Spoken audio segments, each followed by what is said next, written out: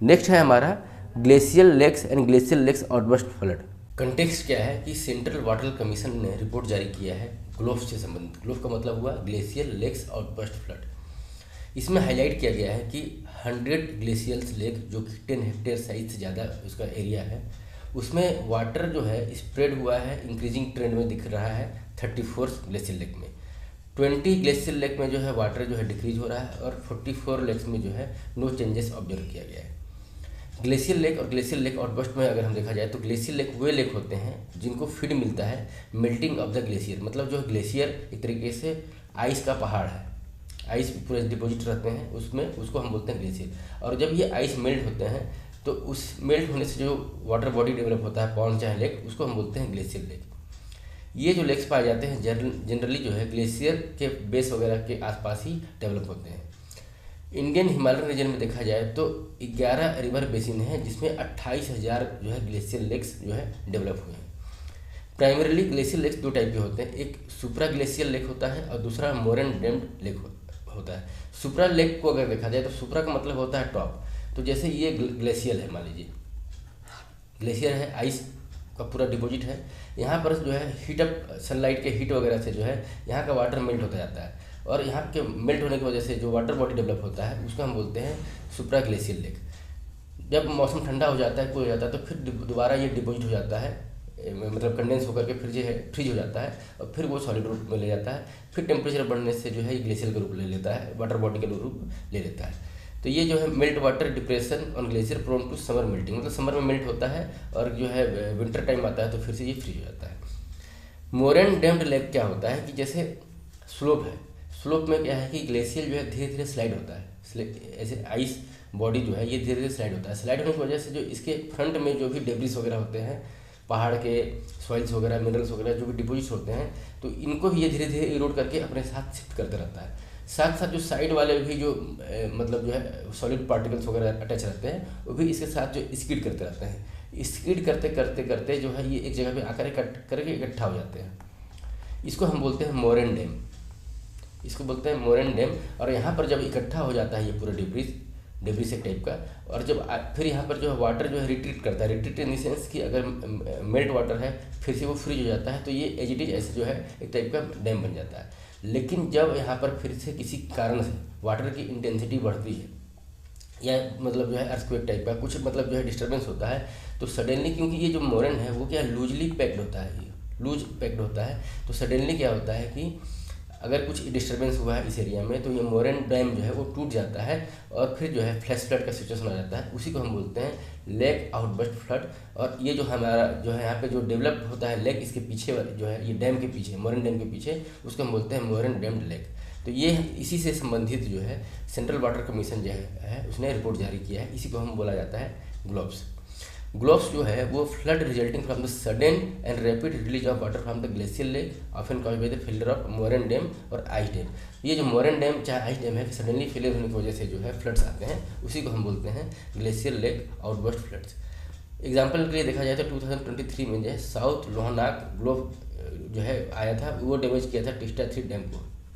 उसके बाद फिर मेजर कॉज ऑफ ग्लोब्स क्या है, एक तो ग्लेशियल सर्जिंग है, rapid short term advance of the glacier, मतलब तो ग्लेशियल का सर्ज होता है जो शॉर्ट टर्म में एडवांसमेंट होता है, बहुत कम टाइम में ग्लेशियल का मूवमेंट हो जाता है, उसकी वजह से जो है ये ग्लोब्स का जो है फेलियर हो जाता है। दूसरा मोरन डैम का फेलियर सिस्मिक एक्टिविटी और ह्यूमन एक्टिविटी के चलते जो है इस टाइप के जो है नेचुरल डिजास्टर्स ऑक्यूर हो रहे हैं। मिटिगेशन स्ट्रेटेजी को देखा जाए तो इंडिया में मतलब इससे मिटिगेट करने के लिए नेशनल डिजास्टर मैनेजमेंट अथॉरिटी है, through it's committee on disaster risk reduction deal with risk reduction, ठीक है, ये हुआ।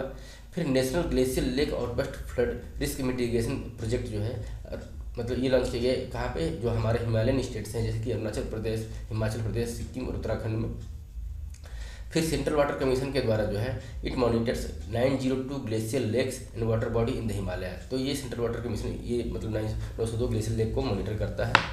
और national global lake outburst flood risk mitigation project जो होता है उसके तहत 90 ग्लोफ जो है प्रोजेक्ट बेस्ड जो है उनको स्टडी किया जाता है और उसको जो है उसमें जो है 2021 से लेकर 26 तक जो है इसको मिटिगेशन से संबंधित जो है प्रोग्राम चलाया जा रहा है। फिर एक इंस्ट्रूमेंट है सिंथेटिक एपर्टस रडार। इसके द्वारा जो है इमेज जारी किया जाता है जो ग्लेशियर लेक के साइज से संबंधित, कि मतलब किस ग्लेशियर लेक की साइज घट रही है, बढ़ रही है, उसी से जो है हमको ये पता चलता है कि कितना जो है उसका वाटर बॉडी डिक्रीज हो रहा है।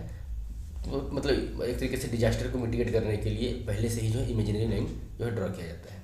तो ये हुआ हमारा जो है ग्लोब से संबंधित, ग्लेशियर लेक से कि आउटबर्स्ट से संबंधित डिस्कशन। नेक्स्ट टॉपिक है हमारा सुनामी से संबंधित। कंटेक्स्ट क्या है इसका कि 8.8 मैग्नीट्यूड का अर्थक्वेक जो है स्ट्रक हुआ है रसिया के कामचटका पेनिनसुला में। इस कामचटका पेनिनसुला के आसपास जो है सुनामी वेव जनरेट हुआ। एक कुरिल आइलैंड है पैसिफिक ओशियन में। ये कुरिल आइलैंड को लेकर के चाइना और रसिया में है डिस्प्यूट। तो यहाँ पर जो है 8.8 मैग्नीट्यूड का अर्थक्वेक जनरेट हुआ। अब चूंकि ओशियन में हुआ है तो ओशियन में जब कभी अर्थक्वेक जनरेट होता है तो उसका इम्पैक्ट जो है एज ए मतलब जो है अर्थक्वेक का जो डिस्ट्रक्शन होता है वो ऐसे रिफ्लेक्ट नहीं होता है। लेकिन जैसे जैसे वो अर्थक्वेक का जो है अर्थक्वेक से ओशियन में जो वेव्स जनरेट होते हैं और वो वेव्स जब सरफेस पे आते हैं, मतलब ओशियन कोस्ट वगैरह पे आते हैं, लैंड मास पे आते हैं, तो वो वेव्स के रूप में जो है मतलब मैसिव डैमेज करते हैं। उस मैसिव डैमेज को मतलब जो एक तरीके जो ओशियन में अर्थक्वेक जनरेट हुआ है और उससे होने वाले नुकसान को हम एक तरीके से बोलते हैं सुनामी। ये सुनामी क्या है कि series of extreme long waves caused by large and sudden displacement of the ocean usually result of an earthquake below a near ocean floor। जैसा कि हमने समझा कि मतलब ओशियन के बिलो सरफेस पे जब मतलब जो है अर्थक्वेक आता है तो उससे जो वेव्स जनरेट होते हैं लॉन्ग वेव्स, जब वो सी सरफेस पे से ऊपर आते आते जब कोस्टल एरिया में आते हैं तो उससे सुनामी जनरेट होता है। इसका कारण क्या है कि earthquake, landslides, volcanic eruption, meteorites, under water explosion, ये सब चीज़ें जब समुद्र में होती हैं उसके चलते ये जनरेट होता है। सबसे ज़्यादा सुनामी का जो प्रोन एरिया है अपने अर्थ पे तो पैसिफिक रिंग ऑफ फायर जिसको बोलते हैं, जो पैसिफिक ओशियन है हमारा, तो उसके चारों तरफ का जो एरिया है, जैसे अगर मान लीजिए ये पैसिफिक ओशियन है तो उसके चारों तरफ का एरिया को हम बोलते हैं, जो कि मतलब अर्थक्वेक और ये सुनामी से लेकर के वोल्केनिक इरप्शन के लिए जो है ये जाना जाता है। तो इसको हम बोलते हैं पैसिफिक रिंग ऑफ फायर। तो ये जो है पैसिफिक रिंग ऑफ फायर है उसको हम बोलते हैं belt of active and dormant volcano surrounding Pacific Ocean. तो ये जो है सबसे प्रोन एरिया होता है सुनामी को लेकर के। सुनामी से जो सुनामी जब स्ट्राइक करता है तो उससे जो वेव जनरेट होता है, तो वेव में दो चीज़ें होती है, एक तो वेवलेंथ होता है और एक वेव की हाइट होती है। तो स्पीड और वेवलेंथ जो है ना वो जब ओशियन के डेप्थ में इसका कोई मायने नहीं रखता है। अब डेप्थ ओशियन है तो कोई दूर से देख करके कोई अगर नाव में भी बैठा हुआ है और बीच ओशियन में है तो उसको जो है उस अर्थ पे से जो सुनामी ओरिजिनेट होने वाली है तो वो उसको नहीं पता चलता है। लेकिन जैसे जैसे नहीं पता क्यों नहीं चलता है, क्योंकि जो है डीप ओशियन 200 किलोमीटर तक भी नहीं पता चलता है। लेकिन जैसे जैसे जो है वो सही सरफेस पे आता जाता है तो 20 किलोमीटर का भी जो है वेवलेंथ रिड्यूस हो जाता है कोस्ट पे, क्योंकि स्वेलिंग इन सेंस जो है सेलोनेस हो जाता है सी का। अब रहा बात जब हाइट की बात है तो सी अंडर द सी अगर देखा जाए तो हाइट अगर ज़्यादा है कम है वो पता नहीं चलता है, निग्लिजिबल होता है। लेकिन जैसे ही सेलो वाटर पे आता है तो ये जो है हाइट उसका जो है वो मतलब बढ़ता है तो वो रिफ्लेक्ट करता है, क्योंकि वो मतलब वहाँ पे सेलोनेस ऑफ द सी की वजह से वहाँ पर जो है हमारा कोस्टल एरिया आ जाता है और कोस्टल एरिया से जो हमारा जो सरफेस है वो मतलब जो है उसकी हाइट कम हो जाती है। हाइट कम हो जाने की वजह से क्या है वाटर जो जनरेट हुआ है एम्पलीट्यूड के रूप में, वेव हाइट के रूप में, वो जो है मैसिव डैमेज करता है। तो इससे बचने के लिए जो है सुनामी से बचने के लिए एनडीएमए के द्वारा कुछ गाइडलाइंस तैयार किए गए हैं। जैसे कि एक तो हमारे यहाँ मल्टी लेयर्ड इंस्टीट्यूशन फ्रेमवर्क है डिजास्टर से को मैनेज करने के लिए, जिसमें नेशनल डिजास्टर, फिर स्टेट डिजास्टर, फिर डिस्ट्रिक्ट डिजास्टर मैनेजमेंट अथॉरिटीज़ है। फिर क्या है कि अर्ली वार्निंग सिस्टम है हजार्डस और वल्नरेबिलिटी से संबंधित। और मिटिगेशन अप्रोच क्या है हमारा कि जैसे एक बायोशील्ड्स जिसको बोलते हैं मैंग्रोव्स वगैरह, वो हमारे कोस्टल एरिया में जो है ग्रो और इसको इन्हेंस करने का जो है उसको एरिया का प्रोजेक्ट हमारा चलता है एज ए, ताकि ये जो है सुनामी से बचने के लिए एक तरीके से बायोशील्ड्स का कार्य करें, नेचुरल बफर का कार्य करें। तो ये हुआ हमारा सुनामी से संबंधित कि मतलब किस तरीके से जो है ये जनरेट होता है और कितना वो मैसिव डैमेज करता है, उसका रीजन क्या है और उसके मैनेज करने के लिए, मिटिगेट करने के लिए क्या क्या फ्रेमवर्क है। नेक्स्ट टॉपिक है हमारा ऑयल स्पिल से संबंधित। कंटेक्स्ट क्या है कि केरला जो है ने इमरजेंसी डिक्लेयर किया है कि जब ये पाया गया है कि एक कैल्शियम कार्बाइड वाला जो है एक शिप वो जो है कैप्साइज हो गया नियर केरला कोस्ट। कैप्साइज का मतलब जो है कोई जो शिप था वो ओवरटर्न हो गया, पलट गया, तो उससे कैल्शियम कार्बाइड लीक होने लगा, तो इसके चलते जो है इमरजेंसी डिक्लेयर किया गया है। ऑयल स्पिल से संबंधित अगर कोई कानून है इंडिया में रेगुलेशन से संबंधित और ग्लोबल, तो इसको ये है कि इंडिया में इसको रेगुलेट किया जाता है ऑयल पोल्यूशन को मर्चेंट शिपिंग एक्ट 1958 के तहत। ये regulate shipping includes pollution control provision and adopts MARPOL convention for the comprehensive maritime governance. ये मार्पोल कन्वेंशन जो है वो इंटरनेशनल कन्वेंशन है, इंटरनेशनल ऑयल शिपिंग को कैसे जो है मिटिगेट किया जाए, मैनेज किया जाए और प्रिवेंट किया जाए। तो उसके गाइडलाइंस रेगुलेशन को जो है एक तरीके से इंडिया में मर्चेंट शिपिंग एक्ट के तहत जो है इम्प्लीमेंट किया जाता है। दूसरा ये है कि national oil spill disaster contingency plan. तो डिजास्टर से निपटने के लिए, ऑयल स्पिल वाले डिजास्टर से निपटने के लिए एक कंटीजेंसी प्लान जो है तैयार किया गया था 1996 में।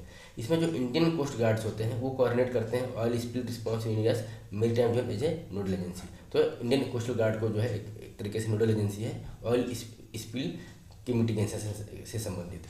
ग्लोबली जो एक मार्पोल स्कीम चलता है, मतलब इंस्टीट्यूशन है, 1973 में जो इसको लॉन्च किया गया था। ये इंटरनेशनल कन्वेंशन है जो कि मैरीन पोल्यूशन जो शिप से जनरेट होते हैं उसको मतलब कंट्रोल करने के लिए, और featuring comprehensive annexes specifically addressing oil pollution preventing and prevention and control. तब मतलब ऑयल पोल्यूशन का प्रिवेंशन एंड कंट्रोल करने के लिए एक तरीके से ग्लोबल कन्वेंशन है मार्पोल 1973। इसके बाद जो है मान लीजिए ऑयल स्पिल हो जाता है तो किसी न किसी की तो रिस्पॉन्सिबिलिटी तय होनी चाहिए उसमें। तो रिस्पॉन्सिबिलिटी तय करने के लिए जो है बंकर कन्वेंशन 2001 में आया था।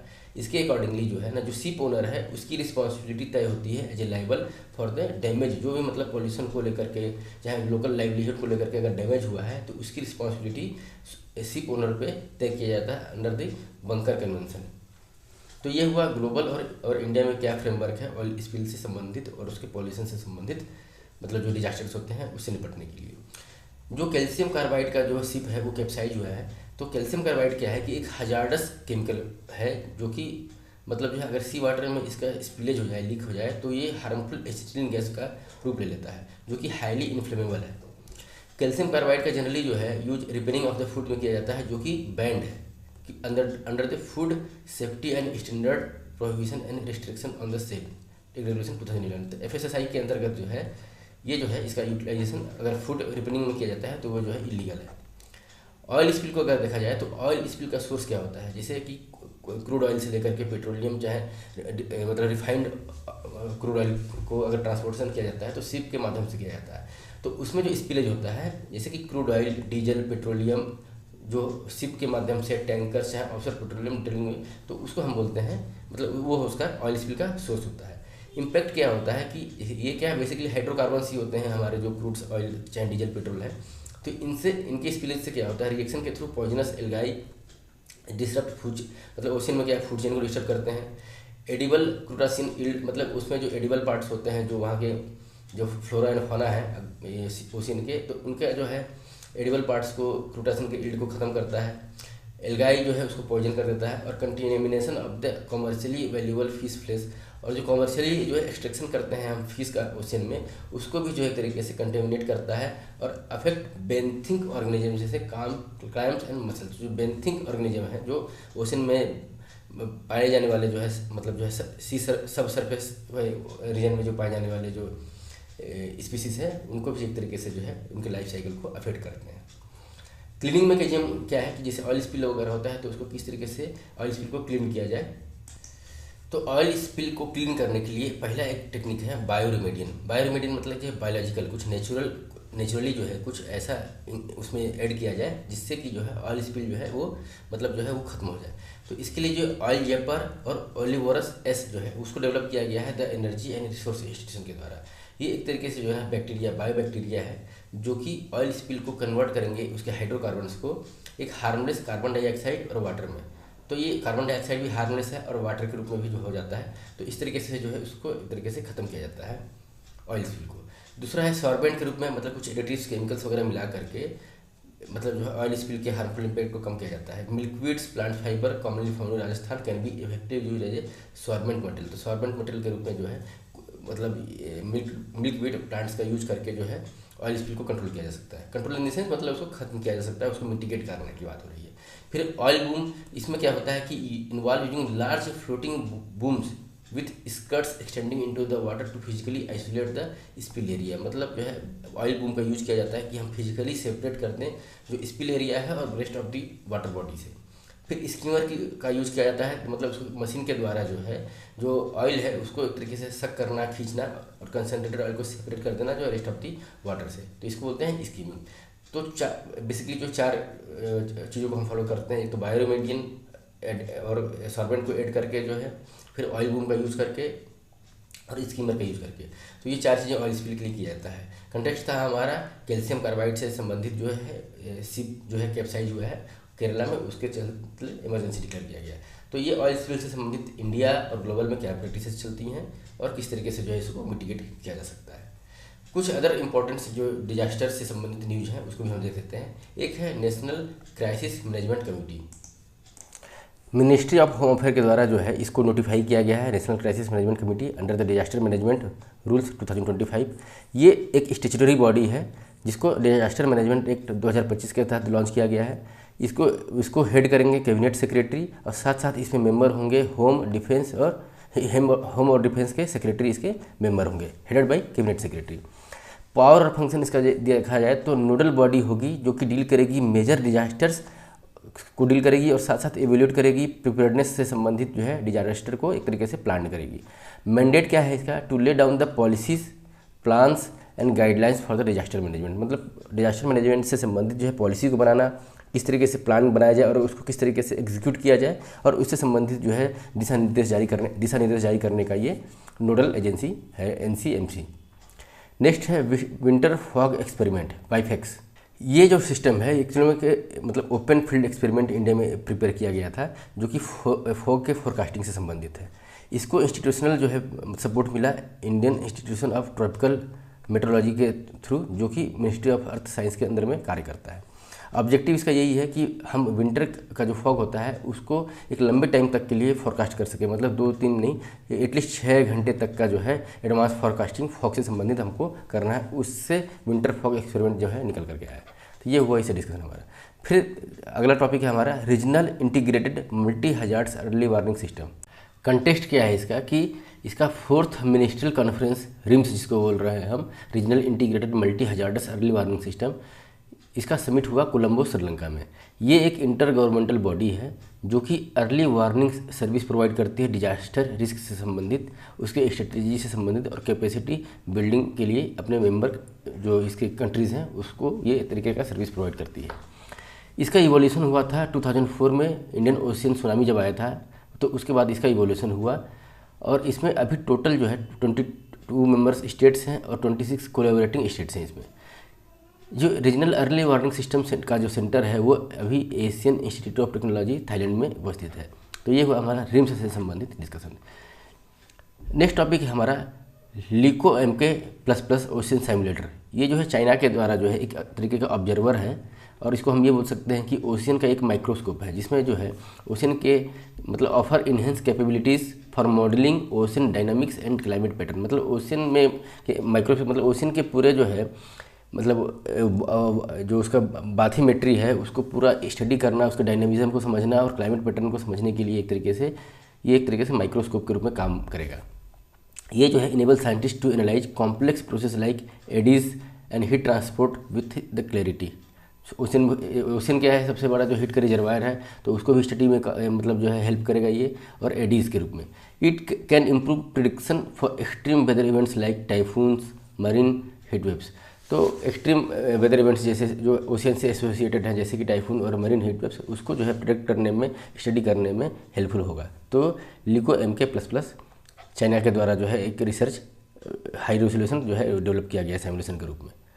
नेक्स्ट है कि वेदर डेरिवेटिव्स क्या होते हैं कि जो ऐसे फाइनेंशियल इंस्ट्रूमेंट्स जो अपनी वैल्यू किसी चीज़ से डेराइव करते हैं।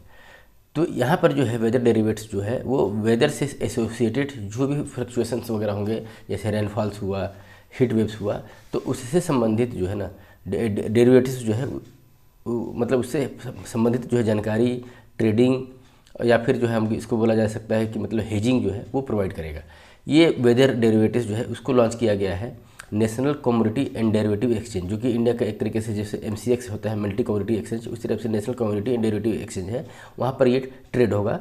और ये जो है कोलैबोरेट किया गया है इंडियन मेट्रोलॉजिकल डिपार्टमेंट के द्वारा to develop rainfall based derivative product. तो रेनफॉल बेस्ड के आधार पर जो है डेरिवेटिव प्रोडक्ट्स जो है वहाँ पर ट्रेड होंगे। ये जो हेल्प करेगा फार्मर्स और एलाइड सेक्टर्स को हेज मतलब एक तरीके से सिक्योरिटी प्रदान करेगा अगेंस्ट द इरेगुलर रेनफॉल और heat waves. Using historical and real time weather data from the IMD offer location specific seasonal contract backed by the statistical verified data sets. और अगर दूसरा जो है डेरिवेटिव्स के कंपेयर में देखा जाए, अगर हम जो कि जो है ओपनली जो है मार्केट में ट्रेड होते हैं, डेरिवेटिव्स प्रोडक्ट जो है वो बाई और सेल होते हैं। यहाँ पर क्या है कि ये जो वेदर डेरिवेटिव्स है वो जो है अनट्रेडिशनल टाइप का है, मतलब इसके डाटास का यूटिलाइजेशन किया जाएगा वेदर से, पैरामीटर से संबंधित, रेनफॉल से संबंधित, टेम्परेचर से संबंधित, मतलब जो है मतलब प्रिकॉस्ट करने के लिए, फोरकास्ट करने के लिए।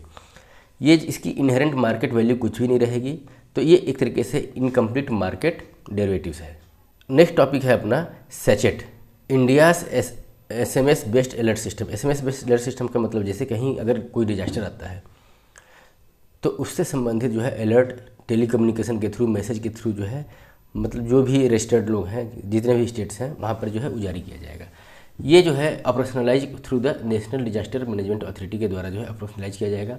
ये NDMA को हेड करते हैं प्राइम मिनिस्टर, और ये जो एपेक्स बॉडी है डिजास्टर मैनेजमेंट से संबंधित इंडिया में, जिसको इस्टेब्लिश किया गया था डिजास्टर मैनेजमेंट एक्ट 2005 के तहत।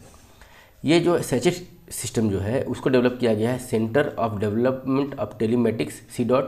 Using common alerting protocol. इसको रिकमेंड किया गया था इंटरनेशनल टेलीकम्युनिकेशन यूनियन के द्वारा, कि इंटरनेशनल टेलीकम्युनिकेशन यूनियन ने एक तरीके से जो है रिकमेंड किया था कि डिजास्टर से संबंधित कोई अगर मतलब आने वाला है डिजास्टर, तो उससे संबंधित अलर्ट जो है सभी व्यक्ति तक जो है SMS के रूप में पहुंचना चाहिए, ताकि जो है लोग इससे प्रिपेयर हो सके और इसको हम आसानी से जो है मिटिगेट कर पाए, कंट्रोल कर पाए। Active in 36 states and union territory sends geo target SMS alert. Geo target SMS alert ये प्रोवाइड करता है during the cyclone like disaster like cyclones, floods etc। Next topic है अपना cell broadcast near real time emergency alert. तो ये भी एक तरीके का अलर्ट मैकेनिज्म है, जिसमें भी इसमें भी जो है मैसेज ही जाना है आपको, लेकिन मैसेज से जो है एडवांस जो है सेल ब्रॉडकास्ट नियर जो है मतलब इंडिविजुअल मैसेज जो हमको जाता है उससे भी जो है फास्टर जो है ट्रांसमिशन होगा इन्फॉर्मेशन का। इसको भी डेवलप किया गया है C. के द्वारा, centre for the development of telematics.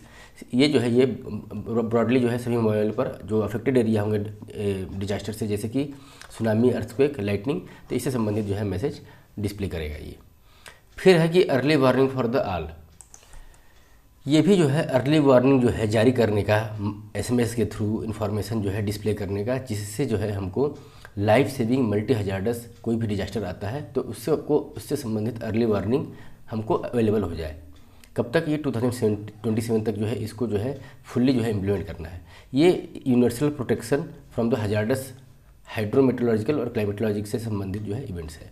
इसको कॉन्फ्रेंस ऑफ द पार्टी 27 जो United nation federation of climate change से संबंधित है, उसके 2022 समिट में यूनाइटेड नेशन के द्वारा इसको लॉन्च किया गया था।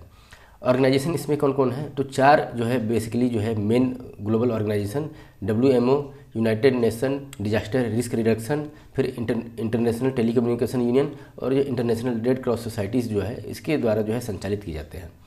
कवरेज क्या है? इनिशियली इसको फोकस किया गया था 30 हाई रिस्क कंट्रीज को डिजास्टर से मतलब इन्फॉर्मेशन देने से संबंधित। नाउ अब ये जो है मोर देन 100 पार्टिसिपेशन कंट्रीज जो है इसके अंतर्गत जो है कवरेज में है। 4 पिलर में एक तो ये है कि डिजास्टर रिस्क नॉलेज जो है उसको डिसिपेट किया जाएगा यूनाइटेड नेशन ऑफिस के द्वारा। फिर detection, observation, monitoring, analysis and forecasting जो है वो वर्ल्ड मेट्रोलॉजिकल ऑर्गेनाइजेशन के द्वारा दिया जाएगा। इसका सेकंड पिलर हुआ, और फर्स्ट पिलर था United nation office disaster risk reduction. Third इसका जो है पिलर इसके लिए ऑफिस जो है वार्निंग, डिसेमिनेशन एंड कम्युनिकेशन। तो जो वार्निंग जो है चाहे कम्युनिकेशन जो है वो दिया जाएगा किसके थ्रू? इंटरनेशनल टेलीकम्युनिकेशन यूनियन के द्वारा। और फोर्थ जो है अगर डिजास्टर आ जाता है तो उससे संबंधित प्रिपेयर्डनेस, रिस्क मैनेजमेंट और बेसिक हेल्थ सर्विस देने के लिए जो है जो रिस्पांस होगा वो international federation of red cross and red crescent society के द्वारा दिया जाएगा। तो 4 पिलर हैं, एक तो जो है डिजास्टर से संबंधित नॉलेज के बारे में, फिर फोरकास्ट के बारे में, फिर फोरकास्ट का जो है नॉलेज इन्फॉर्मेशन शेयर के बारे में, और चौथा जो है उसके प्रिपेयर्डनेस और रिस्पांस के बारे में है। तो ये हुआ जो अर्ली वार्निंग फॉर ऑल जो है कंसेप्ट हमारा। कुछ टॉपिक्स कंसेप्ट जो है न्यूज़ में रहते हैं डिजास्टर से संबंधित, उसको भी हम देख लेते हैं। इसमें पहला है हमारा ट्विस्टर। ट्विस्टर या टोर्नाडो क्या होता है कि ये वायलेंटली स्पिनिंग, जैसे कि ये इसका शेप ऐसा होता है फनल टाइप का, ये जो है इस टाइप का फनल टाइप का शेप होता है और इसकी स्पीड होती है 250 माइल्स पर आवर। फनल टाइप का शेप होता है और stretching from the dark thunder clouds to the ground. अभी इसका जो है ऑकरेंस हुआ है यूएसए में। ये फॉर्मेशन कब होता है? जब कोल्ड ड्राई एयर जो है वार्म और मॉइस्चर, जैसे कोल्ड और ड्राई एयर है और ये वार्म और मॉइस्चर, ये जब एक दूसरे से क्लाइड होते हैं तो यहाँ एक फ्रंट डेवलप होता है और जो कि थर्मल डिफरेंसेस के चलते यहाँ पर जो है एटमॉस्फेरिक इनस्टेबिलिटी जो है जनरेट होती है। इसके चलते स्ट्रॉन्ग अपवर्ड मूवमेंट होता है इस एयर का, जो फ्रंटल एयर यहाँ पे फॉर्मेशन हो रहा है, तो और फिर बाद में ये थंडरस्टॉर्म का रूप ले लेता है। Resulting wind shear causes air to spin, जो कि यहाँ फ्रंट जो डेवलप हो रहा है, जैसे ये हॉट एयर है और ये कोल्ड एयर है, तो ये इसके चलते ये जो वाला जो है ये जो स्पिनिंग जो है डेवलप होता है और बाद में इसके रोटेशन के चलते जो है अगर ये वर्टिकली और इंटेंसिफाई होता है तो ये जो है टोर्नाडो का रूप ले लेता है। मेन टोर्नाडो चाहे ट्विस्टर फॉर्मेशन वाले जो जोन है वो Gulf of Mexico acting as a large source of the moisture, तो यूएसए में जो आया था वो गल्फ ऑफ मेक्सिको में वो टोर्नाडो जनरेट हुआ था। फिर है अगला टॉपिक हमारा ग्रे रीनो इवेंट्स। ये क्या है कि high probable, high impactful but yet neglected systematic disruption. Systematic disruption मतलब जो है ऐसा इवेंट्स जिसको हम देख रहे हैं कि ये होने वाला है और इसका जो है हाईली इम्पैक्टफुल होगा तब भी हम इसको निगलेक्ट करते हैं। अब यहाँ पर क्या है कि ये जो ग्रे रीनो इवेंट है ये किसी एक सेक्टर से एसोसिएटेड नहीं है। ये फाइनेंशियल सिस्टम में भी हो सकता है, इन्वायरमेंटल सिस्टम में भी हो सकता है या टेक्नोलॉजी सेक्टर में भी हो सकता है। डिफरेंस क्या है कि जैसे एक ब्लैक स्वान इवेंट्स होता है वो क्या है कि अनप्रिडिक्टेबल होता है, मतलब वो सडनली आ गया, हम जो है उसको हम जान नहीं रहे थे, इसलिए हमको उसको इसके हिसाब से एडजस्ट करने में दिक्कत होता है। लेकिन ग्रे रीनो इवेंट्स क्या होता है, ये हमको दिख रहा है कि ये चीज़ें हो रही हैं, इसके अगेंस्ट में जो है अलर्ट भी जारी किया जाता है, फिर भी लोग इसको निगलेक्ट करते हैं, तो ऐसे इवेंट्स को ग्रे रीनो इवेंट्स बोलते हैं। अब एग्जाम्पल एक देख लिया जाए कि अभी जो है वायनाड में लैंडस्लाइड्स हुआ। अब वायनाड जो है वो वेस्टर्न घाट में आता है और वेस्टर्न घाट जो है वो ऑलरेडी जो है इकोलॉजिकली फ्रेगाइल इकोलॉजी है। गर्गिल कमीशन के द्वारा भी जो है इसे फ्रेगाइल और जो है इको सेंसिटिव एरिया में डिक्लेयर किया गया था। तब भी जो है इन क्षेत्रों में जो है डेवलपमेंट के कार्य जो है अनसस्टेनेबल मैनर में किए जाते हैं और इससे चलते जो है जो लैंडस्लाइड डिजास्टर आया इसको हम बोलेंगे grey Reno events. Financial system में देखा जाए कि 2008 में जो है फाइनेंशियल क्राइसिस आया था, तो उस फाइनेंशियल क्राइसिस आने से पहले ही जो है ना इकोनॉमिस्ट और फाइनेंशियल एडवाइजर बोल रहे थे कि जो है क्राइसिस जो है लूमिंग, मतलब क्राइसिस आने वाला है। लोग देख भी रहे थे, लेकिन 2008 में फिर भी जो है वो इवेंट्स आए और लोग बहुत ज़्यादा अफेक्टेड हुए। क्लाइमेट चेंज को देखा जाए तो हमको भी पता है कि क्लाइमेट चेंज हो रहा है, ग्लोबल टेम्परेचर राइज हो रहा है और कोस्टल एरिया जो है बहुत सारे जो है डूबते जा रहे हैं, सी लेवल राइज हो रहा है, फिर भी इसको निगलेक्टेड किया जा रहा है। तो ये हुआ हमारा जो इवेंट्स हो रहा है क्लाइमेट चेंज से संबंधित जो है वो हुआ ग्रे रीनो इवेंट्स। नेक्स्ट है हमारा टॉपिक सुपर टाइफून से संबंधित। टाइफून या साइक्लोन जो है अगर उसकी स्पीड 185 किलोमीटर पर आवर या 100 नॉट्स की स्पीड से अगर ज़्यादा हो जाती है तो उस टाइफून चाहे उस साइक्लोन को हम बोलते हैं सुपर टाइफून। जो ट्रॉपिकल साइक्लोन है ये वो जो है एक warm core low pressure system है, मतलब जैसे ये साइक्लोन अगर जनरेट हो रहा है तो इसका जो कोर होता है जिसको हम आई बोलते हैं ये लो प्रेशर सिस्टम होता है। तो वो लो प्रेशर सिस्टम होता है और एसोसिएट क्या होता है कि स्पाइरल इनफ्लो, मतलब ये इस टाइप का जो है इसका इनफ्लो होता है, इस टाइप से अगर इस टाइप से फॉर्मेशन होता है तो यहाँ पे इनफ्लो होता है और जो है टॉप वाला जो ये स्पाइरल होता है यहाँ से आउटफ्लो होता है। तो इस तरीके इनफ्लो और आउटफ्लो की वजह से ये स्पाइरल बनता जाता है। जो सुपर टाइफून हुआ चाहे टाइफून हुआ चाहे साइक्लोन जिसको बोलते हैं हम ट्रॉपिकल साइक्लोन, ये जो है एक तो ट्रॉपिकल एरिया में पाया जाता है और सबसे बड़ा सोर्स होता है सी सरफेस जहाँ से इसको मॉइस्चर मिलता है। वैसे सी सरफेस जहाँ पे जो है टेम्परेचर 26 डिग्री सेल्सियस से ऊपर हो जाता है वहाँ पर जो है इसके फॉर्मेशन की जो स्टेबिलिटी जो है वो बढ़ जाती है। डेवलप कहाँ होता है? Latitude usually greater than 5 degree Celsius from the equator in the presence of Coriolis forces. मतलब जैसे हमारा ये अर्थ है और ये इसका इक्वेटर हो गया, तो इक्वेटर से 5 डिग्री नॉर्थ और 5 डिग्री साउथ, इसके बाद का जो एरिया होता है 23 डिग्री नॉर्थ और 23 डिग्री साउथ, 5 डिग्री से लेकर के 23 डिग्री नॉर्थ और साउथ एरिया में जो है ये सुपर साइक्लोन जो है साइक्लोन जो है वो फॉर्मेशन होता है। कहाँ? क्योंकि यहाँ पर जो है कोरियोलिस फोर्स जो है वो इफेक्टिवली रोल प्ले करता है। अभी हाल में कहाँ पे जो है ये ऑकर हुआ है तो cyclone Montha west of Bengal में मतलब जो है रिलीज हुआ था और टाइफून मटामो चाइना में जो है वो आया था। Recent occurrence super typhoon Ragasa in Philippines. देखिए जो टाइफून है ट्रॉपिकल साइक्लोन है उसको अलग अलग जो ओशियन है क्षेत्र है उसमें अलग अलग नामों से जाना जाता है। प्रीलिम्स में मैच द फॉलोइंग में भी ये क्वेश्चन बहुत बार रिपीट कर चुका है। जैसे ट्रॉपिकल साइक्लोन का नाम हरिकेन, तो हरिकेन इसको कहाँ बोला जाता है? North Atlantic, eastern north Pacific और साउथ पैसिफिक ओशियन में। साइक्लोन इंडियन ओशियन में बोला जाता है। टाइफून इसको वेस्टर्न नॉर्थ पैसिफिक ओशियन जो चाइना के आसपास का क्षेत्र है वहाँ पे टाइफून बोला जाता है। और विली विली ऑस्ट्रेलिया के आसपास का जो क्षेत्र है, eastern part of the southern Indian ocean, वहाँ पर इसको विली विली बोला जाता है। तो ये हुआ साइक्लोन से संबंधित हमारा डिस्कशन।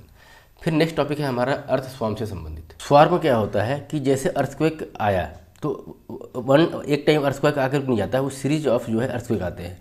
जब with in A short period of time में जब मल्टीपल अर्थक्वेक के शॉक्स आते हैं तो उसको हम बोलते हैं अर्थक्वेक स्वार्म्स।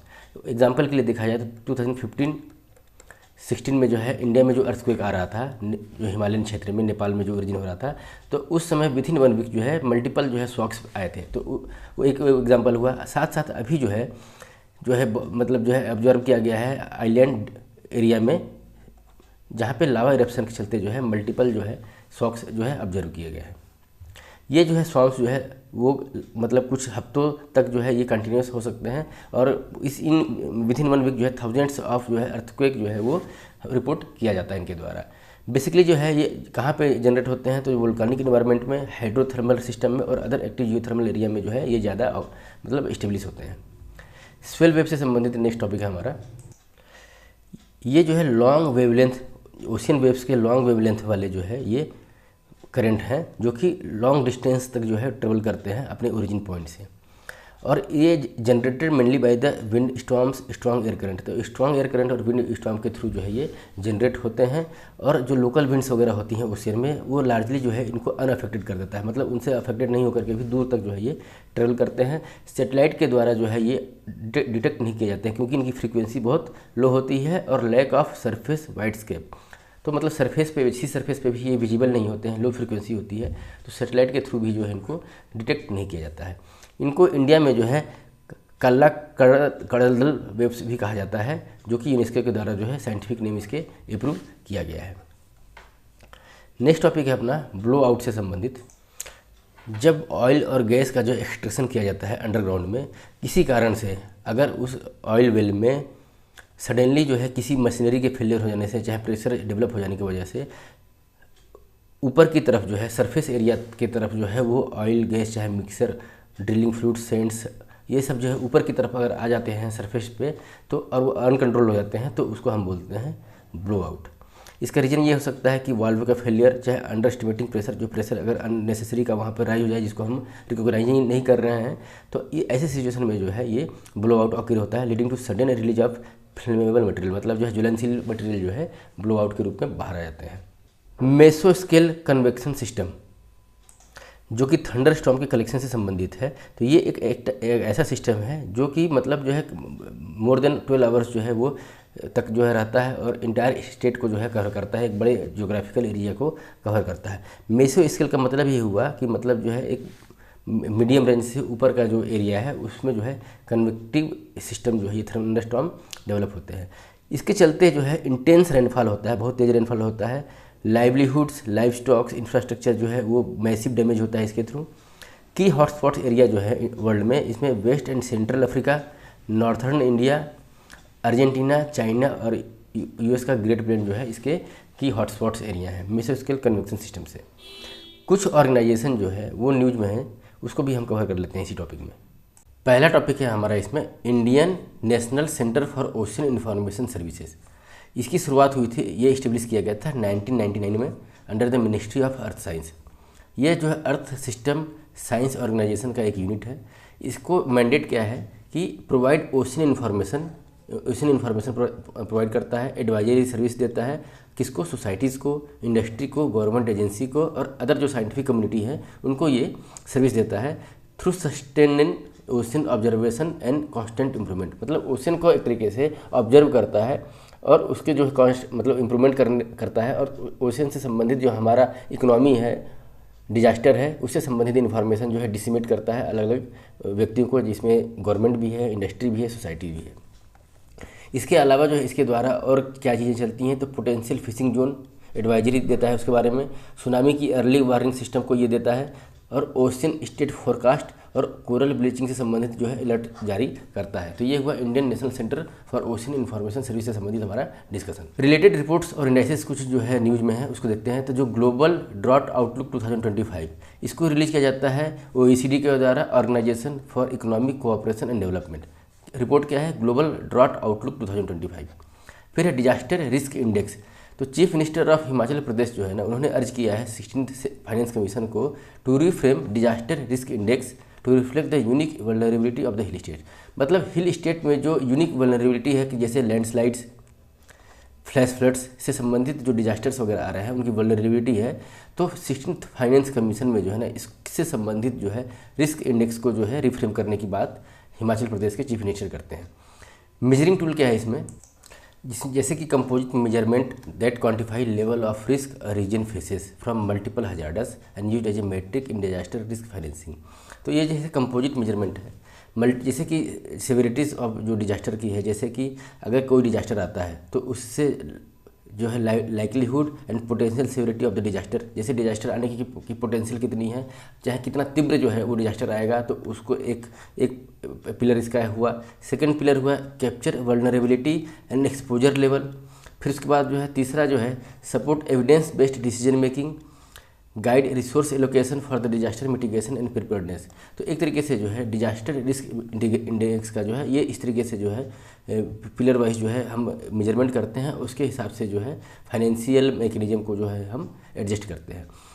तो इसी से के अकॉर्डिंगली जो है ना कि मतलब जो है हिल स्टेट में जो है डिजास्टर वगैरह जो आता है, वल्नरेबिलिटी आता है, तो उसको एक तरीके से और भी जो है मैपिंग करने के लिए एक तरीके का सिफारिश किया गया है। डिजास्टर रिस्क इंडेक्स जो है वो शुरुआत हुआ था 15th फाइनेंस कमीशन में, जिसको हम इम्प्लीमेंट किए थे 2021 से लेकर के 26 तक के बीच में। Formally adopted it to guide disaster funding. It integrates state DRI score into a formula of distributing NDRF and state contingency fund. मतलब इसी के आधार पर कुछ फार्मूला तैयार किया गया था डिजास्टर रिस्क इंडेक्स के रूप में। इसके आधार पर जो है नेशनल डिजास्टर रिस्पॉन्स फोर्स और स्टेट कंटीजेंसी फंड को एक तरीके से सेंट्रल गवर्नमेंट के द्वारा फंड देने की व्यवस्था की गई थी। कंपोनेंट क्या है DRI में? तो DRI में देखिए दो चीज़ें हैं, एक तो जो हजार्डस है और एक दूसरा वल्नरेबिलिटी है। तो हजार्डस को इसमें 70 स्कोर दिया गया है और वल्नरेबिलिटी को 30 स्कोर दिया गया है, और इसके आधार पर जो है कंपोजिट स्कोर जो है तैयार किया जाता है। नेक्स्ट है हमारा डिस्ट्रिक्ट फूड सेवेरिटी इंडेक्स। इस इंडेक्स को डेवलप किया गया है IIT दिल्ली और IIT गांधीनगर के रिसर्चर्स के द्वारा। ये जो है इंडेक्स डिजिग्नेटेड इसको किया गया quantify flood severity at district level. मतलब डिस्ट्रिक्ट लेवल पे जो है फ्लड की सेवेरिटी कितनी है, तीव्रता क्या है, उसको क्वांटिफाई करता है। ये एक कंपोजिट स्कीम है, इसमें 6 फैक्टर के अकॉर्डिंगली जो है ना 2 ग्रुप में इसको डिवाइड किया गया है। पहला ग्रुप क्या है? Variable representing occurrence of the flood. मतलब एक है कि फ्लड का ऑकरेंस, और दूसरा क्या है कि फ्लड के ऑकरेंस के बाद होने वाला जो है डैमेज को क्वान्टिफाई करता है। तो जो ऑकरेंस होता है उसमें हम क्या मेजर करते हैं कि कितनी बार जो है फ्लड्स आया, कितने देर तक फ्लड्स था, कितना एरिया अफेक्टेड हुआ, कितनी पॉपुलेशन को वो कवर किया। जो डैमेज ड्यू टू फ्लड्स है उसमें हम कैसे क्वांटिफाई करते हैं? Human fertility and human injured in A district. मतलब कितना जो है कैजुअलिटी हुआ है उसके जो है उसको मेजरमेंट करते हैं। तो 2 इसके पिलर्स हुए composite district flood severity index से संबंधित। तो इसके साथ ही हमारा जो है डिजास्टर से संबंधित जो टॉपिक था वो यहाँ पे हमने कंप्लीट किया। आई होप दोस्तों ये डिस्कशन, ये सीरीज़ आपको अच्छा लग रहा होगा। अगर ये सीरीज़ आपको अच्छा लग रहा है तो प्लीज़ लाइक कीजिए, शेयर कीजिए, सब्सक्राइब कीजिए, और कमेंट में ज़रूर बताइए कि और इसके अलावा कुछ और UPSC, UPPSC, स्टेट PSC किसी भी कम्पिटिटिव एग्ज़ाम के लिए आपको किस लेवल का नॉलेज मैं शेयर कर सकता हूँ, आप मेरे साथ शेयर कीजिए। Thank you very much for your kind attention.